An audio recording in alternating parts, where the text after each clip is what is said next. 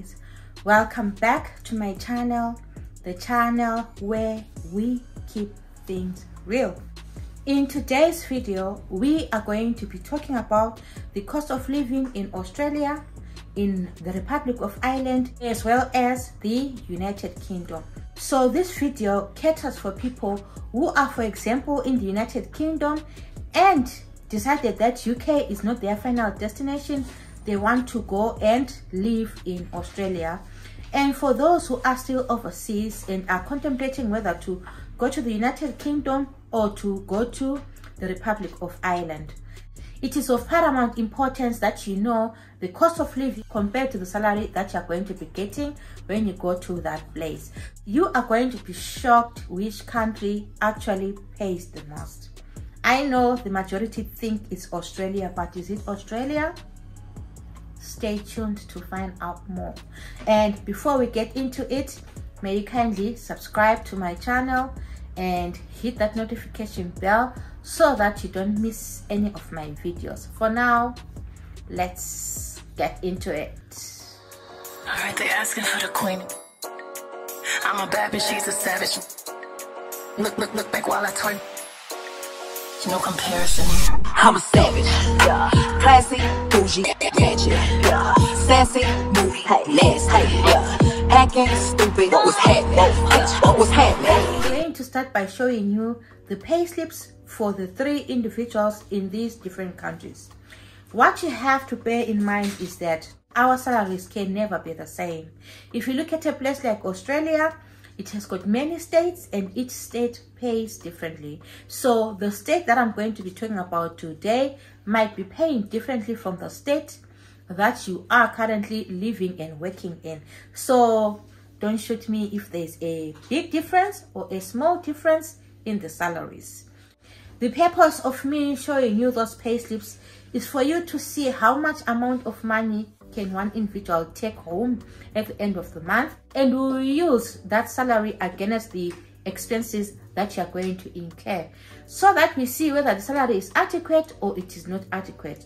And we also see that from the salary that you get, are you able to save a substantial amount of money, or you are basically going to be living from hand to mouth. Here are the pay slips. First of all, I would like to start by thanking the nurses who entrusted me with their payslips. As you all know that payslips are a sensitive issue, and as such, I will lay out all sensitive information. I'll start by explaining the pay structure in Australia. When an individual is 8 years and above or has got 8 years experience, they get a basic pay of, for example, 45 Australian dollars per hour. But if working AM and PM shift, there's a 15% penalty loading. If it's night shift during the week, it's 30% loading. And if it's Saturday, it's 50%.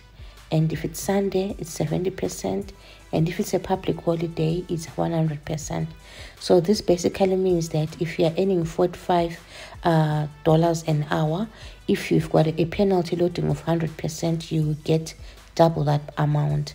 If you've got a penalty loading of 30%, you get an additional 30% of the $45 an hour. So this is a payslip from someone who works in Australia, New South Wales Health, as you can see at the bottom there, NSW Health.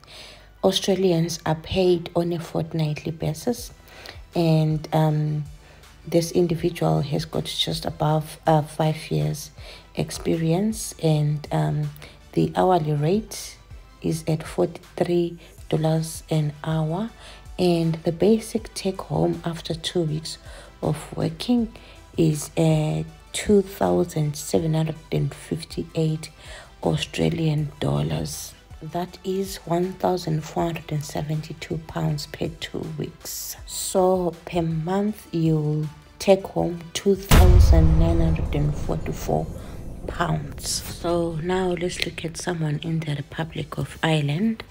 This is a nurse who works in the hospital in the Republic of Ireland. As you can see, this is a 2-week pay slip from 19 July to the 1st of August 2021.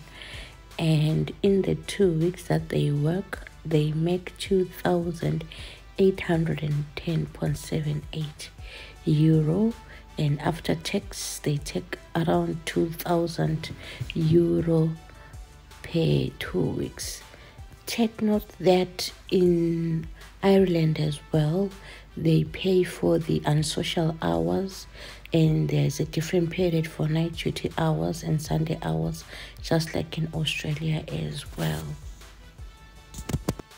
So if you convert this money to pounds sterling, it's 1,697 pounds per 2 weeks, and per month they take home 3,394 pounds. This is another pay slip from a friend of mine who works in the Republic of Ireland and mostly works night shift. She is contracted 33 hours a week, and her pay on a monthly basis is 3,425 euro, which is equivalent to 2,900 pounds. However, she said I should advise people who want to come and work in the Republic of Ireland that before you sign any contract, you need to find out what your worth is, because most of the times when you are desperate to leave the country, you just accept whatever comes your way. So she says she only discovered when she started working in Republic of Ireland that their company was the lowest paying company, and the pay rate, they were being paid 19 euro an hour compared to their colleagues who were being paid 24 euro an hour and 25 euro an hour. So be very, very careful when you are signing any contract. As for the UK pay, I will use pay slips from my previous videos. This is a Band 5 NHS pay slip, and people who work in the NHS, when they initially start as Band 5, they are paid at a rate of £13 an hour, as you can see there. People who work in the NHS are contracted 37.5 hours per week.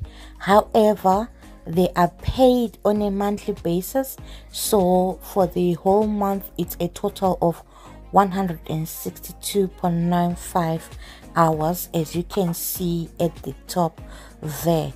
So this individual worked at a basic rate for most of the shifts, even though they did 1 or 2 enhanced rate on night duty.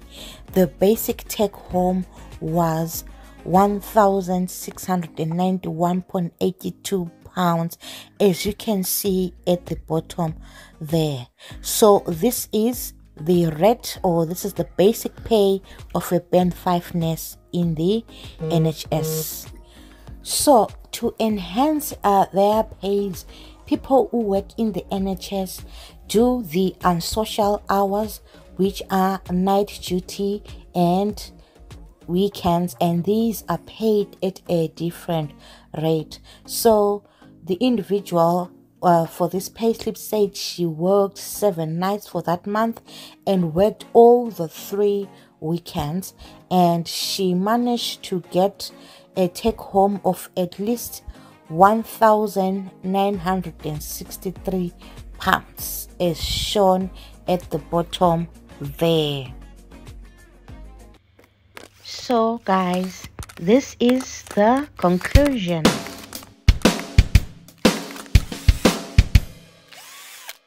So from the pay slips that I've shown you, it seems like the individual who's in the Republic of Ireland earns more money than an individual who is in the United Kingdom and in Australia. However, with all countries, what you have to know is that they've got different pay scales. Obviously, a Band 5 and a Band 6 and a Band 7, they are all going to be getting different salaries. So now take note guys, before you shoot me. With Australia, with each and every year, or the more years experience that you gain, the more pay you are going to be getting each and every year. So in the long run, Australia ends up paying more than the Republic of Ireland. As of 2 November 2021, Australia and Republic of Ireland are in the top 10 most paying countries in the world, with Australia being number 5 and the Republic of Ireland being number 8. And there is Switzerland and Norway in between them. So I will leave the link in the description box. I wanted to get into the cost of living, but I think I'll make it a part 2 video so that the video is not too long. So I will conclude on the cost of living in my next week's video. And by the way, Canada is number 3 in the most paying countries. If you want me to do a video on how to become a nurse in Canada, just comment down below and I'll definitely do the video. For those who are yet to choose where to go, choose wisely. That's all that I can say. Choose wisely. And may you kindly like, subscribe and share. I will see you in my next video.